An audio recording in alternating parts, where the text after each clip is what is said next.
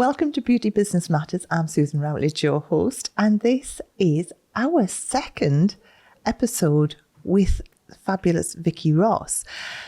We did an episode a while ago and the response was so great that we've brought Vicky back because everyone's asked for more actionable steps on how they can really help to create the future that they crave. So we're going to go into so many different areas.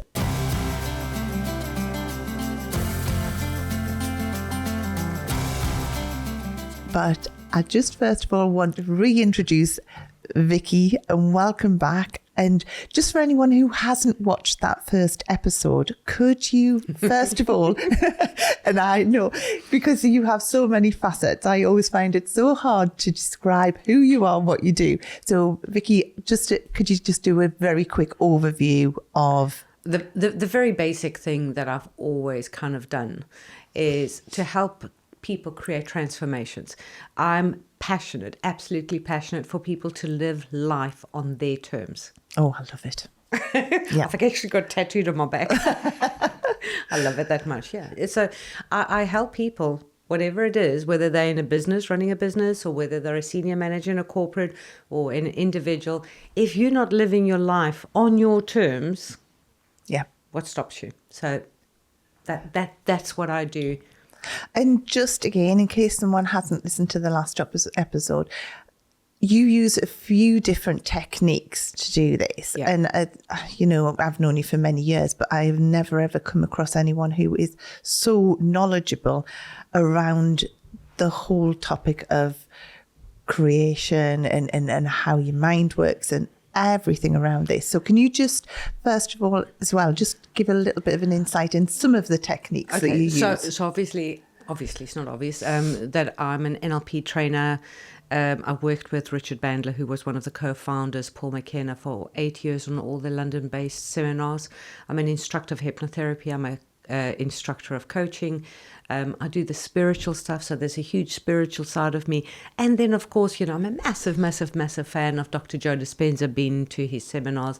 So I'm all about the third dimensions, about the science, about the quantum field, about energy. Yeah. Because it's not pseudoscience anymore. So I combine it all. This is what I love. I mean, this is why, obviously, we've known each other for so many years and we just end up talking about so much together. I think over the years, it is now becoming more mainstream that people understand that they've got energy fields around them and, and that they're creating scenarios around them because of energy and things. But what we want to do is take some of the woo-woo that is like now proven, yeah, but as well look at how someone can really start to change their life or take their life to where they want it to be. Because, like you said, you should be living your life on your terms. Yeah. And quite often I think it is that it's you're doing what's predictable or what is expected of you. And when I speak to salon owners, I know a lot really struggle with being specific on what they want. And that for me is the biggest problem. Yeah. So if we can talk around why that is hard and why someone really struggles, so they can give me a general overview, but they can't get really specific on what they want. Is that just fear or? It's a lot of things. And so I don't want to name it as fear only, or it's anxiety, or it's low self-esteem, or lack of, it could be any one of them. And until I speak to somebody to try and understand what's going on with them, then it's very difficult for me to go, this is what it is, because it could be anything. But it is always very interesting. When I do my retreats, for instance, we do morning meditations on the beach and say good morning to the sun, and we do the gratitude, all the kind of stuff that are absolute musts for a successful day. And I'll always take somebody on the one side every day, somebody different, and I'll go, okay, tell the universe what you want. And it's like, yeah, I wasn't prepared for that. Yeah. These plastic people can't, either they don't know or they're embarrassed to tell the universe. I mean, it's me, them, the sea. The rest of the group are further down the beach. There's nobody else. And they don't feel confident to just go, I want to be a millionaire, or I want to do whatever it is. It doesn't matter if it's big or small. It doesn't matter. But I find it fascinating that they are, you know. Do you think that comes from our upbringing where, do you think you can have anything you want on, do you think when you Who go the hell on do you trees, think you are? yeah, all these things that you get taught or told when you're growing up. And this is what I'm saying. It takes a combination of things. And even if you think about, I talk about this a lot. And again, nobody's evil in this. It's just the way things are. You look at a 5-year-old, and a 5-year-old will be colouring in a tree, and they've coloured in the tree, I don't know, purple, and then the sky's orange, and and somebody will come, no, darling, no, trees are green, and the sky's blue, and the grass is also green, but maybe different green, and darling, do this, whatever it is. So, or kids will go, I want X, Y, Z. No, you're not smart enough. Oh, you have to study maths, and you have to do a lot better than you're doing now if you want to be a doctor. And so there's a lot of stuff from when we're really, really small that we intuitively want to go and do, say, be colour in, whatever it is, and we get told no. Colouring outside the lines. No, you've got to colour in inside the lines. So we're constantly being told, because of course somebody has to teach you how to live in this world. But what it does inwardly is I can't trust myself. I'm not free. Because when I go, I want to start a beauty salon, something inside of you goes, no. You have to first go and do this and go and do this and go and do this, and you've got to work really hard, and you have to have lots of money in there. So all the conditions, the unconscious deep conditions come up as to why you can't. Why you can't go and do this. It all just pops up magically. You think, where have they been all their lives? Boom! Yeah. It just pops up. And that's very true. I do find that someone can tell me quite easily what they don't want and what they can't have and what the... And I'll be, so what do you want? And and then when you say, so thank you for sharing all the things you don't want, what do you want? Well, I don't want that. And they go back into the way. And I'm like, I don't want to hear what you don't want. I want to hear what you do want. And I think there's just also so much focus and habit of how do I survive? How do I cope with the things that are in my life that I don't want? That I haven't actually given myself the space and the time to do the things that I want. And this is why I find it also interesting that a lot of people, when they go on a retreat, it's like the first time they've given themselves permission to just decompress a little bit and think about themselves and what would it look like. So it's interesting. I'm a huge believer of future letters. I used to start... I love it. So I used to start all my NLP seminars, my hypnotherapy, whatever I was teaching. The first thing we're doing is like, write yourself a future letter. Dear, it could be to me, it could be to themselves, to the futures, it doesn't matter. Right, dear Anna. And it would be, the date I said is this date, but 2 years in the future. So we would be looking at the 1st of November, 2026. And then they would write it. Then I would take those letters and, they would put envelopes, they would put the address, and then I even had stickers if somebody wants to embellish them and all that. And then I would keep them and I would have them in a bundle, and 2 years later I'd post them. And it's the funniest thing. People, students would call me and they go, they get this letter, and it's like, looks like my handwriting, but they forget. They forget that they've written it. I always do that every year when we go over to Malta. And I know you're coming over to Malta. I do that every year. And obviously it's a year on that I post the letters back. And it was quite funny. There's one, actually it was one of our speakers who'd done it. And I got this call, like a message, like 7 o'clock in the morning. And it was just this whole rant of like, oh my God, I've just got my letter. I've just opened it. And I wrote this and this has happened. And I wrote this and this has happened. And this, and it was just this rant going on and on. And I just thought, but the amount of being specific, writing it down, it just happens. And being true, because you can also go from the ridiculous to sublime and just write any nonsense. But if you really, really allow You've got yourself to believe. to touch your heart and go, you know what? If I had that magic wand and I could go abracadabra, I could have really, really what I want. If I was being absolutely honest with myself, Yeah. what would I want? And you write that. That's where the magic happens. Because I've seen it where people will, for instance, write something that they actually don't care about. You know, like, oh well, if that happens, well, whatever, house in Italy, or but if they don't get it, or they don't care. A lot of those things don't work out. But they're things that matter to them here in that heart. I think it's the feeling, isn't it? Having that feeling of like, oh wow. I was like thinking like, what if? What would it feel like if? And you know, what would I be feeling if I did have this? And what would it look like? And I think it's connecting, isn't it, with that whole emotion around it and feelings around it, rather than just it being, oh, I've written that down kind of thing. Well, and this is the thing, and I found in a lot of people that they struggle to write a future letter. Yes, totally. Because they haven't ever allowed themselves the luxury of going, this is what I want. If I had the magic wand and all my dreams could come true, this is what I want. This is what... It doesn't matter about deserving, because a lot of people, am I good enough? And it's not about that. It's about there are no rules and no conditions, and this is what I want. So I then came up with the future story. I know, I have one, and I absolutely love it. And it just warms my heart every day when I read it. I mean, I've got one for myself, and I love it. So I came up with questions that people can just answer. Because if I just ask you, like, okay, so if I gave you the perfect house, would it be a big house, small house, 2-story bungalow? You know, what would it be? People can tell me. It's so fascinating when I go, tell me what you want. Oh, I don't know. I don't want this, and I don't want this. So I said, well, if you know what you don't want, then you know what you do want. It's actually quite simple.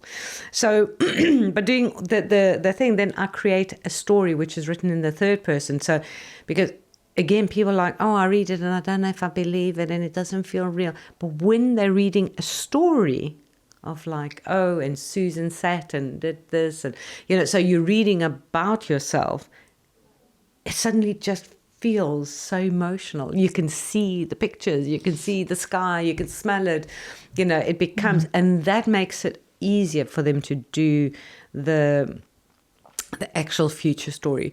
But what I find always interesting when I'm working with people about their future is, why do you think you can't have this? Like they would say, I would love to have that. So I said, so allow yourself to have that. Oh, it's not that easy. So I said, okay, I get that. I've gone, I don't know how many years of like, oh, I want something else. What is it that you think is not easy? What is it that's difficult about this? And there's the conditions that come up. We have conditions that we have to do, we have to be. And the biggest thing, and I hope that I would really like people to understand, is the person that they are today does not have the life that they want in the future. So to have that future, there's a different person living there. Does that make sense? So if I think about myself when I was 15, there was a part of me that was very, believe it or not, submissive, good Greek girl, do the right thing. And I've always had the gift of the gab. I was always mocked and teased about that I can speak. But at the same token, I was insecure about going to speak because you'd been told that. Yeah, and if anything, I was always told that I talk too much. Hello, my superpower is my voice. Yeah. It's what I'm here to do in this life, is to speak as much as possible to many people. But as a kid, I talk too much. You talk too fast. You think too fast instead of going, you're so intelligent. and you can synthesize and connect different ideas and see how they work and simplify. Instead, I was told, so when I was 15, I wasn't a future speaker. That's what I'm trying to say. But it's interesting what you're saying, because quite often as well, someone who is actually trying to suppress you, the way that saying about you speaking and everything like that, is someone who is either jealous or sees it as a threat kind of thing. Yeah. And I see this a lot as well, as someone's developing in their business journey kind of thing. They end up sometimes being ahead of their partner kind of thing. And in sort of normal society from years ago was always that the man was the breadwinner kind of thing, and the woman was behind that. And when that shifts and a business owner becomes more successful quite often than their partner, they haven't got that support around them, because and sometimes it's not just their partner. Sometimes their partner's fine. Sometimes it could be their friends. It could be their family, because they're not sticking to the group average of salary, mentality, all that kind of stuff. It takes a tribe, a certain type of tribe, and again, it's not right or wrong, good or bad, respect or not. It's just what it is. That will live in a certain way, will exist in a certain way, and that way could be that we moan and complain about everything. It could be that we look to develop into this. It could be that we work for holidays. Whatever the tribe does. But when somebody starts to rise above that and starts to, I don't have time to just go on holidays. I want to use my money to develop my business, or I don't want to moan anymore. I want to focus. Because the thing that people don't understand, it's not that you're not justified when something is going wrong. And, are you not allowed to talk about it? Yes, you are. Yes, you're justified. Doesn't give you the outcomes that you want. Because where you put your energy, where you put your attention is where you put your energy. And therefore, where you put your energy, that is what grows. Yeah. So if you want your pain and misery to grow, keep putting your attention there, putting your energy, and live there. In your mind, live there. But if that's not what you want, but you want your future, put your attention on your future, put your energy on there, and the magic, the serendipity, the synchronicity just happens. Yeah. And I think when you're saying magic as well, it fascinates me, because I don't think when I started Beauty Directors Club, I don't think I ever realised the power that would have of everyone being together and being a community where everyone's like-minded. Because, and it's quite common, someone will say, in business it can be quite lonely. And I think that is because as you grow, unless you're grown with people who are at the same level or at a higher level, then you can't resonate with them kind of thing. And it was quite interesting what you just said about the mourning thing, and I think during when we went into lockdown, I think that came around, we were very focused on we're just going to ride this, we're going to come out stronger, and we did so many things. But then, you looked around and there were some people who were just in the blame culture, the moan, the groan kind of thing. And it just depends where you put your focus, isn't it? Kind of thing, as to how you develop. Someone could quite easily have gone down that other path of this is happening to me kind of thing. But instead we were no, we're going to really, really get through this. And there's that whole analogy about you have access to everything. You have absolutely access to everything. You are massively infinite and wise, okay? But the room is dark. So now you go into the room and you've got a torch, and where are you going to shine it? Yeah. You could shine it on misery, you could shine it on what's wrong or what's broken, but equally you can shine it on where the opportunity is. And it's about how your mind thinks. Now your brain, and we talked about the brain on the last thing, it's a servant, and yet we forget, and we give it sort of the penthouse director's position and say, yeah, you run my life, and I'm just going to hope that we do the right thing. Yeah. But when we take charge and we step in and we're going, I have access to this brain. And this is a situation. There's no problem, because problem doesn't really exist. There's a situation here. What is the best way forward? And the best way forward might be dump it. Best way forward was change it. Best way forward is add something to it, take away. It's all a little bit of maths. Yeah. Divide it, add, subtract, you know, kind of multiply.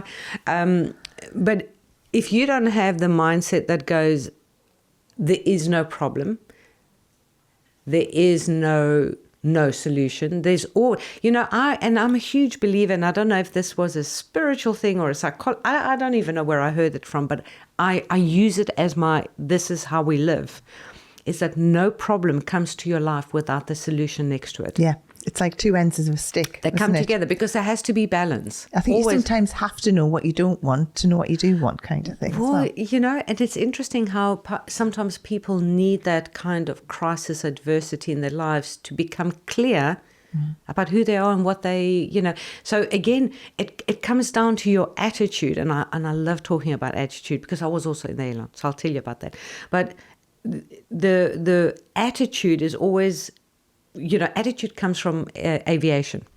So there's some balls and measures and all that. There's a black and blue ball. That measures the attitude of the aeroplane. The attitude of the aeroplane is the degree that it flies above the ground. So when we are flying, you've got to be like, I think, correct me, whoever is the expert here, but I think it's like 8 to 11% above. So you're not flying straight, you're flying with the nose up. But when you're going down, it's going all the way down. And at the very last minute, it changes to touchdown. So it's the angle of approach. That's what attitude measures. So when we look at it in behavior, it's what is the attitude that you are approaching life? Are you going in with, I cannot do this? This is not for me. This is for somebody else. Or are we going, if I have got a good functioning thinking brain and body, I've still got breath. I woke up this morning, I've got breath. I've got at least one more day to live. I'm not done. Then I have got all the capabilities to achieve everything I want. And that's the attitude that I'm going to go in with. My favourite saying ever is the Henry Ford one: if you think you can or you think you can't, you're right. And it's just so true. Yeah. And the irony there is that our beliefs that we have, none of them are true. Yeah. None of them are. They're just a repeated thought that we've had, and we are so familiar with it that it feels like a belief, and we believe it. Yeah. And therefore we act according to it. You know. So one of the things we were saying, actionable steps about this, anybody could go and write a future letter. A lot of them will go,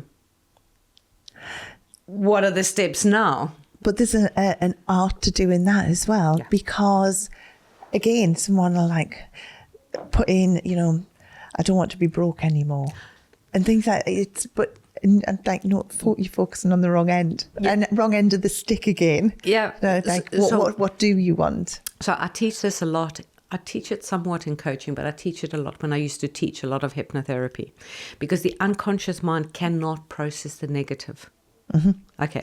So what does that mean? So if I said to you, don't think of a pink hippopotamus, in your brain, there's the pink one. And when I do it with kids at school, they'll go, oh, ma'am, I've got a pink hippopotamus, and you said don't. You know, okay, let's try this again. Like, don't think of a purple giraffe with orange spots. There it is. Can you see? So your brain cannot. So when you say, I don't want to be broke, the only thing that your brain can process is I want to be broke. Yeah. This is why when people are trying to also lose weight or whatever it is, and they're using the I don't want, they get more of what they're focusing on, because they're focusing on what they don't want. They think, because I've consciously said it, my unconscious mind knows and understands, but it doesn't. It cannot. Okay. So we need to be talking in ways that are positive. And it's interesting, because when I teach parents, like, you know, parents will say to kids, don't run, because they're running across the swimming pool. And the kids run more, you know, and all that. And they go, well, what am I supposed to say? I go, stop, walk, stop, walk. Yeah, the actionable step. Yeah, stop, walk. because then your tone is down as a command. Whereas if you don't run, you're basically saying to them, run. And especially when they're little. But it works the same with your brain when you're doing that. So you have to write it in the positive, not because we like to be positive. The brain doesn't understand positive. That's the term we use. But just to understand what that thought is. It's just the way it processes information.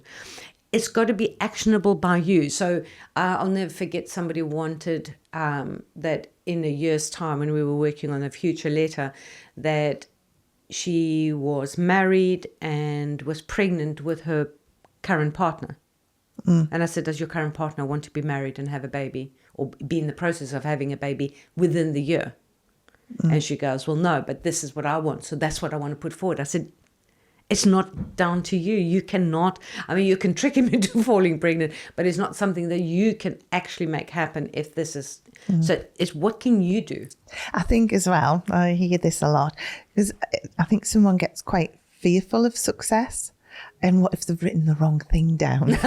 Or what if they change their mind? And I'm like, it doesn't matter. It doesn't matter. Do you know, it's so interesting. And this is where people get the analysis paralysis, overthinking. It's got to be perfect. It's got to be the perfectionism, all of those different degrees of all of those that stop them from doing forward. You can never know if what you've done or picked or decided to do is correct until you actually do it. Because thinking can, to some degree, your brain doesn't know the difference between fantasy and reality. Okay, so you can be thinking about something that happened, or you can actually be experiencing and you'll have the emotion. So this is why we can trick the brain by thinking. But until you're physically doing something, you cannot have the experience of, like, say, for instance, you're going, I want to write a book. Oh, yes, I want to write a book. I want to be an author. Oh, yeah, it's my dream. And then you start writing and think, oh, God, writing sucks. I don't want to do this, And then, or I remember even with things, I've picked products. I'm quite good. I'm quite techie. So I make products, online products, digital products and all of that. So somebody says, you should do that for others because there's so many people that can't do it. So for a very short time in my life, I went, yeah. And I did it, and it was good, and I didn't like it. Yeah, because it wasn't your thought. No, I don't mind doing my own. I don't mind doing my own, but I don't want to do everybody else's. But I think that happens a lot as well. And someone's like, you should be doing that. You should do this. You should, And I think as well as entrepreneurs, it's that shiny object syndrome as well, isn't it? You see someone else doing it and think, oh, yes, that's what I want to do. But it's like it's got to be something that you believe that you can have, and also it has to resonate with you. It's like, and also you have to trust. It goes back to trusting yourself, which of course, when we're little, we're not exactly taught to trust our instincts and our intuition and our inner voice. Sometimes we get that voice that goes, don't do that, and then you're going, I have no logical reason why I mustn't do it. Everybody's telling me to do it. Don't do that. You just get a good feeling, isn't it? It's a good and then feeling. Everybody's like, no, do it. So you think, well, I've got no logical reason to not do it. I'll go and do it. So you go and do it, and it turns out to be a disaster. And you think, I knew it. Yeah.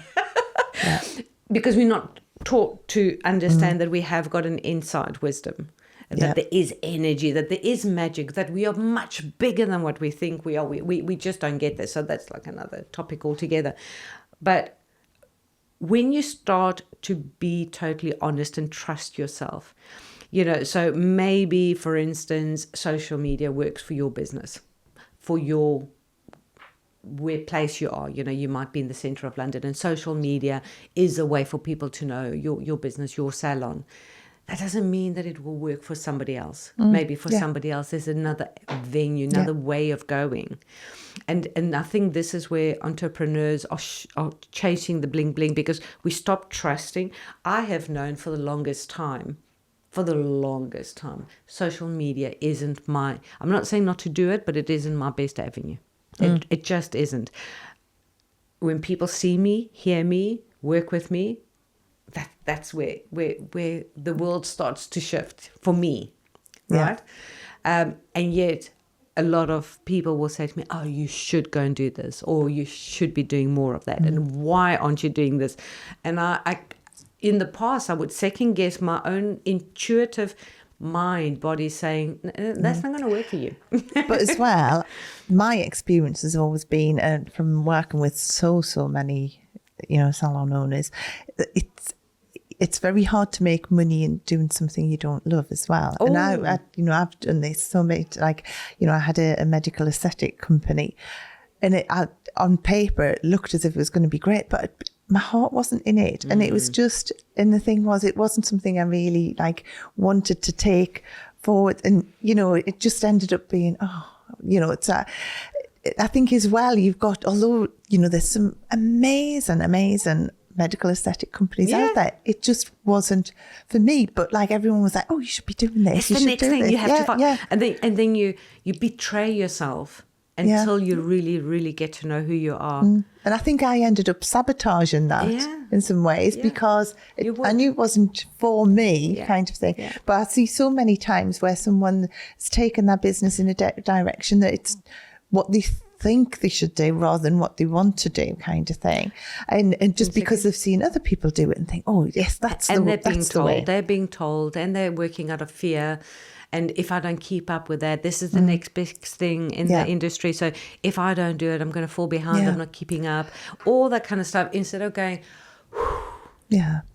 should I do this? And listen to the inside. Is an industry though as well. I mean, I just think, the potential that is in our industry, because you learn so many different skill sets, and there's not many industries where you can just take one element and turn that into an entire business. Yeah. You can't be a plumber and just think, I'll just fit a pipe. But, you can't. No, you can't. And I'll have a business around that. But, the thing is, you can just do nails. You can just do lashes. You can just do facials. You can just, and you can then just take that wherever you want in the world. The potential and some of the niche businesses that I see, that on paper you would think that would never works because of that drive and ambition. Well, and why wouldn't it work? It comes back to that everything in your life is an extension of you. So if you are in alignment, if you are aligned with your purpose, if you're aligned with yourself, with your passions, your desire, it doesn't matter what you do, it will work. Yeah. But as long as you're listening to yourself. So, when we're looking about, okay, so we get to a point that we recognize that where I am right now is not where I want to be. It's fine. It's not, hey, I'm not dishing it. It's fine. It's good. It's life. We'll talk about gratitude. Oh, I love that. But hey, you know what? I want this future life. And one of the exercises that I do with people is to say, okay, so here's the future life. We do the future letter, whether they do it through my questionnaire or whether they can do it themselves. It doesn't matter. And then I'm asking them to give me a characteristic of the person that's living there. So this person that's got the house in Spain or wherever they are, and they're painting in Venice, and, they're sailing in Thailand, whatever. This person, tell me about them. Tell me what are the things that you admire about them? What are the things? So we do a little bit of a character analysis. They're confident. Okay, they're confident. What else are they?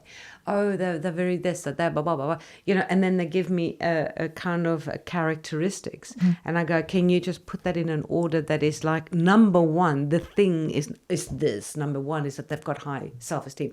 So I think, okay, so they've got high self-esteem. What's number two? Oh, they are passionate about, okay, this passion is next. So they put it in whatever order of priority.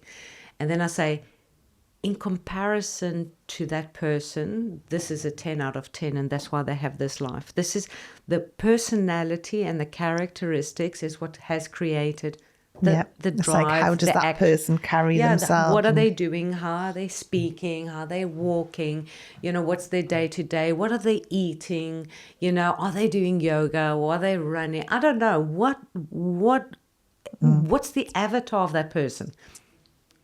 How do you compare? So you might be going, this person, they're strict vegans. And I'm not saying they should be. They're strict vegans and they do yoga every morning. Are you? No, I'm still on the junk food and I do no exercise. Do you know what I mean? So we start to get an idea. Who do you have to become? Yeah, because if you have the desire out of your heart and your passion that this would be my perfect life, this would be me living the life on my terms, I also have to, the journey is less about how do I build the business and it's more about how do I build me. Because me will build that business. Yeah. But if I'm not that person, if I'm too scared, if I'm not passionate, if I'm not, whatever it is. And it's interesting, people think you've got to work hard. I have been more and more in alignment with me. Instead. Well, not only smart. And enjoy it. The synchronicity. I'll tell you a little bit of a story and I'll bring in the gratitude with this. So a lot of people, and again, on the beach, when we're doing the thing on the retreats, what do you want? Tell the universe what you want. What are you grateful for? Oh. And I think, okay, you woke up this morning, right? A lot of people didn't. You did. Are you grateful for that? Oh, I suppose. I said, you slept in a nice, comfortable bed with a nice, comfortable pillow, blah, blah, blah. You got a roof over your head. A lot of people didn't. Are you grateful that I slept? So I start them off with very normal, everyday, this is what I'm grateful for now. And then, because by this stage we've established for the future, I said, you've got to start. The highest vibrational energy that you can put out there into the world is gratitude. Yeah. So you've got to start being grateful for something as if it's happened. So if you are, hey, you know what, I'm so, so grateful that my business is thriving and we have got chains of 5 and I've got the most amazing, dedicated, passionate humans working with me and I'm growing them and they're growing the business and it's just incredible. I'm so grateful for that. And I'm so grateful that I can step away from my business for 3 months of the year. And you know what? I just go and do everything I want. And I'm so grateful that I can do that. I'm so grateful that I've got the business. So we're talking about something as if it's going to happen. And they look at me like, but it hasn't happened. And I'm like, yeah. You're going to have to put the magic out there and put the energy and put the synchro, and it works. But I think as well, because you've just got to enjoy that journey as well, because it's like someone looks, I always like to say to someone, you're never going to get there ever. So whatever you want now, once you've got there, you're going to have the next goal and the next goal. And you're just never, ever going to get there. So you just got to be here now. Yeah. Be just happy, grateful now. Enjoy it. Enjoy the process. Enjoy what you're doing. Yeah. And that's, to me, that is what it's all about. I just always think, and for my team and everything, I always think you've just got to wake up every day excited for that day ahead. And that's, I think, where gratitude comes in. I journal every day with my gratitudes and things. And it changes how you start your day. And if you start your day in a different way, otherwise, if you wake up feeling down and grumpy, and you're just never going to have a great day. When I do leadership training, and I have a lot of very serious people in there, because they're all directors and senior managers, and the people that hold the companies together with their teams. And I say, who here woke up this morning and gave themselves, not their home, not their kids, not their dog, themselves, at least 10 minutes, if not half an hour, to sit there with their tea or their coffee or their water, whatever it is that they want, and just to go, wow, I'm here. I've woken up. I'm grateful. My intention for the day is whatever the intention is. And they all look at me like, what? Yeah. I don't have time for that. And I say, you're not making time for that. I said, but when you do the morning rituals, which for me, the morning rituals is just be grateful. Yeah. You woke up, you've got breath in your body, you're not done. You're still cooking. Your heart's pumping all the time. The sun came You're up. still cooking. Go. Yeah. You've been given another day. Don't just make it mediocre. Live. Yeah. Be happy. You know, the be happy part. It's so interesting because people go, yeah, I've got nothing to be happy about. And I said, well, that is like looking in the mirror and going, until I see the smile there, I'm not going to smile. Yeah. The smile in the mirror will only come when you smile. It's the inside job. Yeah. It won't work. You know, we are so conditioned to, I can't be grateful until I see it. I can't do this until I see it. I can't believe it until I see it. But actually, you have to change in order. The world is a reflection of what's going on inside. This is the microcosmos, and that's the macrocosmos. Yeah. So if you want that to change. And as well, you know, with business, the how you are, you attract like. And the thing is, you're going to attract the nicest clients. You're going to attract the nicest team to work with. You're going to... I used to play experiments. So when I lived in South Africa, I worked for South African Airways for 10 years and I used to fly and all that. And when I was a purse, I used to say to the cabin crew, if you are masking, you know, because we all work for Tupperware, but actually, it's all plastic. So if you're masking a happy face, but inside you're like, you know, because I'm tired or I'm having problems with my partner and whatever's going on, but I'm masking the happy face. I said, for reasons that you cannot explain right now, your passengers can feel it and you will get a difficult flight. And I promise you, the difficulty, it will start with one passenger going, you know, we've got beer, wine, or fruit juice. Do you have Coke? We've got beer, wine, or fruit juice. Fanta? and the next person would be the same. And it was just draining. Unbelievable. I said to them, if you go with the right attitude, you're going to have the most amazing flight. And for the few people that choose, and it's their right to be miserable, and they weren't sort of, oh, look, they smiled at me and now that they're happy, let's leave that problem with them. So somebody's got a problem, leave that problem with them. They're entitled to carry a problem and do what they want with it. Yeah. You choose that this is your flight, your life, you choose to have it good. And that's why it's the same thing in the salon business. When whoever's doing their morning and going, right, I'm grateful I'm alive. My intention is to have an amazing day. My intention is to inspire my staff. My intention is to connect with them, to, if they have any problems, to support them. That's what I want my day to be. And then when they go there and they all do it, they can only but attract amazing clients. Yeah. But again, going back to, you know, the thing is that, again, you know, I'll get a call from someone, I'll go, oh, this has gone wrong and this has happened and that's happened. And I'll go, oh, so what went right?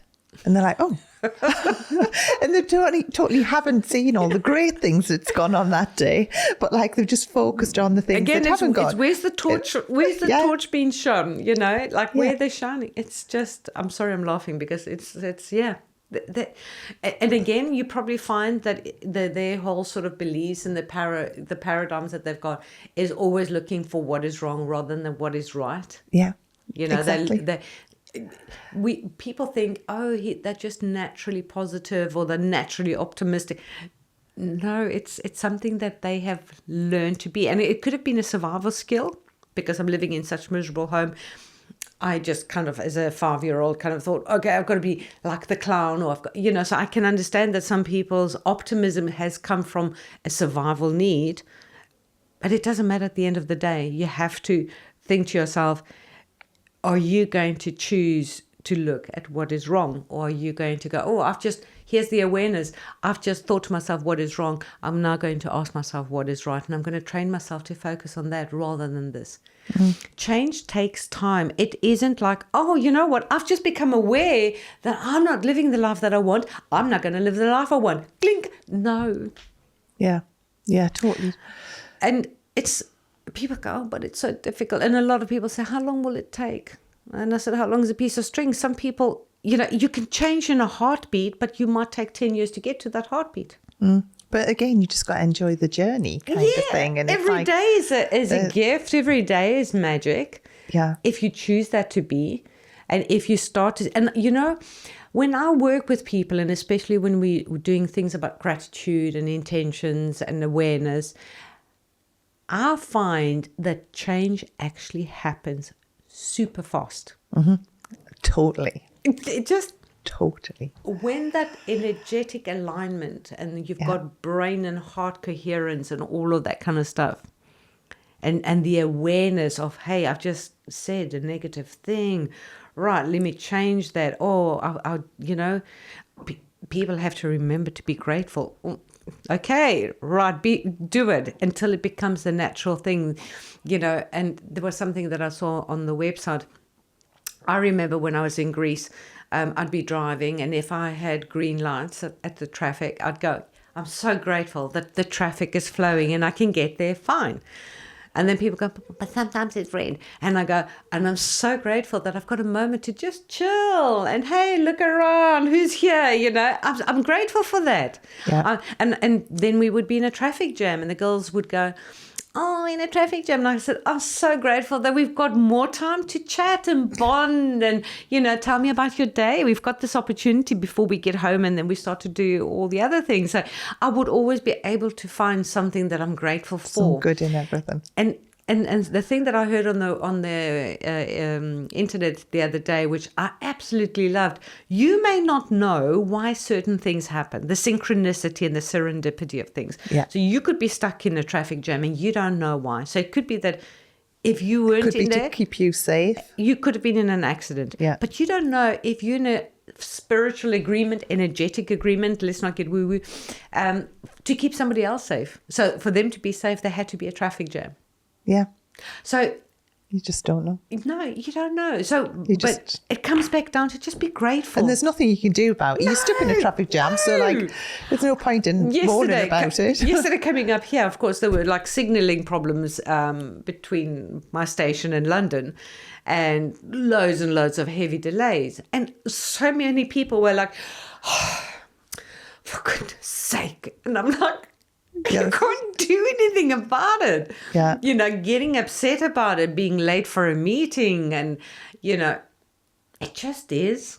You got to just trust the process, that everything's fine. And so, again, you have to ask yourself, that future self, would they get upset? Would they get huffing and puffing? And, or would they just be going, I spend the time meditating with my eyes open, just on my nose, and I'm doing gratitude. And then, suddenly I'm cooking something and I'm like, oh, okay. Yeah. I'm aware. That's my win. I'm back to my nose. I'm back to my breath. I'm back to my gratitude. Yeah. I can sit there and just, there's nothing else I can do. And I think it is having that time to, I think, you again get taught when you're growing up, stop daydreaming. Daydreaming's the best thing, and having time to just have time to think about what you want and yeah, and I do believe you can dream anything into reality, kind of thing, whether it's good or bad. Because if you may as well, with your thoughts, have great thoughts. Because if you haven't, it's no longer woo woo or wishy washy. No, it's actually proven scientifically. They've proven how your thoughts have got magnetic, energetic electrofields. There is it's not even really. No, it is. Yeah, it's science. It's science now. They've done that many brain scans. And not only brain scans, they've done so many different sort of experiments where, even with heart coherence, where, they've had people in separate rooms and one thing happens, the other person feels it, and how does that work? It's funny because when we were at the Forest Summit last year, there was a guy on the stage who was doing that. He was actually touching someone and someone else was feeling it. And it's just fascinating. But I used to have, I lost her. I'm so sad about this, but I used to have a Rosie singing doll, which is for a little kid to do Ring a Ring of Roses. And she's got a battery, so she's got a circuit system, and then she's got little metal things. And when you close the circuit, she sings Ring a Ring of Roses. Okay? So I would do this on all my leadership. It was quite hilarious with all the serious leaders, that they would do a daisy chain and we all have to touch hands. And then the last two people would be touching Rosie. And the minute they touch Rosie and the circuit going from one person to the next would close, she would sing. And they would all go, what? And then they would do the ring, ring, ring, all that kind of thing. yes, we can understand that she's got a circuit, she's got a battery, but we were to go through everybody's energy. Yeah, and I've done it with 45 people. Yeah. So it's not like, oh, well, you closed. Hello, it's still skin to skin to skin to skin to skin. And people, the minute one person just breaks, it breaks. She stops singing, which is that energetic field, the electromagnetic field that we've got. So we can all think it's a little bit woo-woo and it's a little bit, hippie. It's not. Yeah. There is so much evidence now. Well, I just think if you haven't tried it, that's some of the things we've been talking about. Yeah, what's to lose? Look how good and happy we are. give it a go. And I mean, this has been absolutely fascinating. I think it's such a huge topic kind of thing, and there's so many different elements to it. But, I think we have at least touched on some things that someone can take away. And a very, very valuable question that I always share with people, whether I'm talking, teaching, whatever, is having the awareness and reflecting and asking yourself, is what I'm doing, is what I'm feeling, is what I'm saying, which is all a doing, giving me the outcome that I want? Because if it isn't, what stops me from doing what I need, what I want, what I desire? What is it that stops me? Yeah. And this is the thing. Someone will carry on doing exactly the same thing and expect change. Yeah. And it's never going to happen. No. You've got to start and change. So, Vicky, once again, this has been absolutely awesome. I mean, as I say, we chat for hours about all sorts of different topics around this, but and I would say if you haven't tried doing some of these things, just do it. It's simple, but and it's simple is not so stupid. From the future letter to just being grateful to thinking about, and I think as well, just spend a day listening to what the stories you tell yourself. Oh, that's a whole new one. But the thing is that people tell themselves some ridiculous stories, which are just stories. We used to make people write for 5 minutes the internal dialogue, and then they would come to class and they're clutching it, and I said, so you've done your homework, and they go, So I said, okay, I want to see. And the horror is like, oh my God, if you're going to read. Yeah. And I'm not going to read this, but I just want to see that it was written because if it was unconscious, not edited. But people are petrified to show you what they've written. Yeah, because they are making up some ridiculous stories about themselves. Anyway, thank you so much once again, Vicky. This has been brilliant. Thank you. Thank you for the invite. It has been brilliant to be here with you again.